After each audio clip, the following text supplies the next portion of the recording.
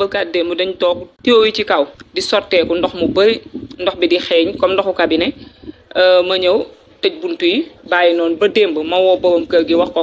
mu woo yónnee plombier douche yëpp a fatt ci kër gi mu ñëw xool deuxième bi ñu ñëw xool foofu xool fii tey jii mu ñëw ubbi bi mu ubbee di xool ma laaj ko lan la mu ne ma defe naa mbàq la fa gis ma ne ko man de togguma loolu man moom togg may mbàq xëy na laaj xëy na ci kaw kon lay jóge noonu ki dëkk si femme bi dëkk si kaw ñëw daan ne ma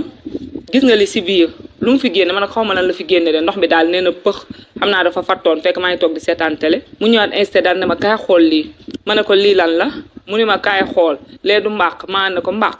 xaw ma lu mu doon ñëw toogaat mu insté ne ma kaay xool taal sa tos lii ma gis ma ne ko loo foog loo yaakaar mun ma lii ma gis daal di wëndeel boobu ma ne ko xanaa du lu nga foog ñëw toog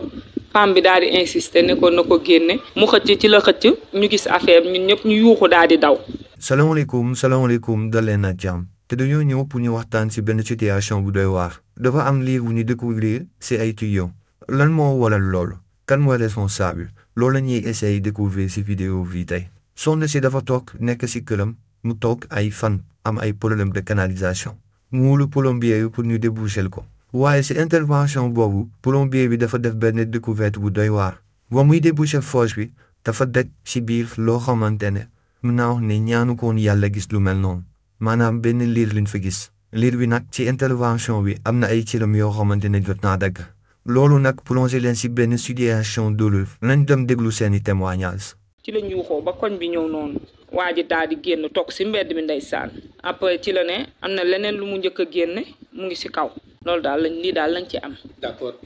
maanaam moom jël naa ko plombier bi ci boppam nee na maanaam tànk la njëkk a gis après mu gis bopp nee na daal maam nit la ko jàppee mais matut. waaw mooy loolu rek xaw ma fétis xaw ma loolu daal la parce que boobu bu weesoo moom ma koy gis moom ci télé yi film yi maa ngi koy soog a gis tey jii. bët ak bët nii. maa ngi koy soog a gis tey jii. bi nga ko gisee ban yëg-yëg nga. xale bu góor yëg-yëg bu koy mooy ñu yuuxu jooy ba ñëpp ñëw fii maa yuuxu daw fii toog fii bañ taxaw sax laa def ba waa ji ne ma dalal wàccal dikkaatal moom plombier bi ndax mosumaa gis loolu ci àdduna te foogu moon daal dinaa ko gis. d'accord kon ñaar la. defe naa ko de wóor ma nag. parce que benn bi ci kaw la jóge mi ngi woon fee mooy bi gars yi doon muy noonu di ko xool man li ma jot a gis sama dañ koo filmé woon ma ko sama téléphone mais tiimu ma ko lu wees daal ba mu ko yëkkatee nii ñu daw. d'accord loolu laa ci xam. d'accord mais nag comme yow yaa dëkk ci kër gi yow yaa constaté maanaam kër gi di xeeñ foos yi dafa sama douche moo doon ci ba mu fattee ci sama douche ci kaw tuyau yi ci kaw foofu noonu la ndox bi doon aw di sotteeku ci douche ba ma tëj douche bi 2 jours yëpp kenn utilisé wu ko ba fi ma toog di wax ak yow. ok kon maanaam mën nañ jàpp ne maanaam ci kaw la fatt bi ci kaw la amee woon mais ameewul ci suuf parce que ci suuf fi la lépp di jaare fatteewul ci suuf na bu fattee woon ci suuf duñ xanaa du ball di yéeg si kaw bay mën a sotteeku maag ci kaw yëpp daal dañoo fattale maag waa premier waaw. te léegi maanaam yéen ñi dëkk ci kër gi yëpp xamoo leen ku ko fa def. déedéet wax dëgg yàlla xaw ma ko de seede yàlla. njortoo leen kenn ku ëmboon nit ci biir kër gi. gisuma kenn. ku fi ëmboon ci biir kër gi. gisuma kenn yàlla xam na ko gisuma kenn ndax man su ma xëyee maa ngi sama salle bi wala sama atelier bi gisuma kenn ci kaw naa toog ay weer duma fa yéeg waaw kon boog xaw ma sax wax dëgg yàlla kër gi xaw ma ko fi ëmb waaw. d'accord ban message ngay lancer par rapport ak ñi nga xamante ne nii maanaam ñi ngi jàllale message yi. comme maanaam ci li xew tey jii sama mbokk jigéen ñi koy def bu fekkante du ma ne sax nattu la ndax tey jii ku ci nekk sa fawu bakkan ba mu dal la bu la dalee nga téye ko te xam ne am na ñoo xamante ni ñu ngi ci néegu sëy ay at amuñu doom tey jii am na ñu fi taxaw jooy nañ ndax dañ ko ñàkk di ko wut kon donc bu la dalee nga muñ ko ba mu juddoog jàmm soo ko mënta téye nga maye ko moo gën lii. di jur di sànni. li ñaaw na torop metti na torop sax li mus xawmoon ci àdduna naa ko gis ak sëñ Fall metti na torop. d'accord yaay booy merci beaucoup. dañ jógee amoon benn liggéey bi ñu doon def benn bouchage bu ñu woowoon depuis dem si kuti ñu dem mu xool ko tey nag ñu xëyoon dema pour def liggéey bi li ma demee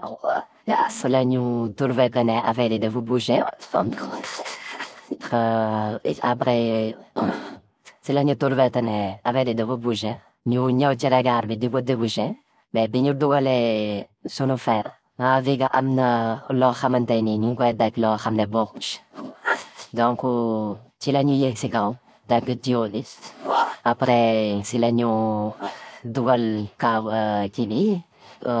fer bi mën ko débouché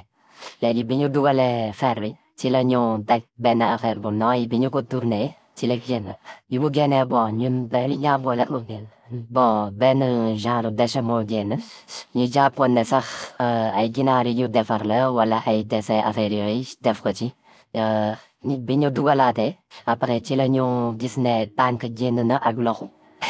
bon ba léegi ñun ñuy jàppoon ne sax benn kaña la wala affaire yooyu noonu quoi mais ak yaram bi ni mu mel xawoon na jouer sunu yaram tuuti donc après bi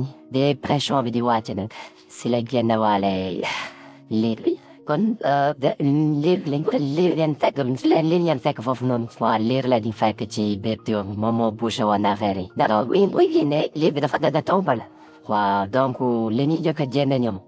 dafa daggatoo parce que dafa lëmasu ci fer bi tindi nañ ko passé waat câble bi am leneen lu ñu génnewaat muy ay tànk ak loxo affaire yooyu donc bi ñu passé waatee nag ak ndox bi comme dafa bëri woon ci kaw doole ji ni muy wàcce donc ci la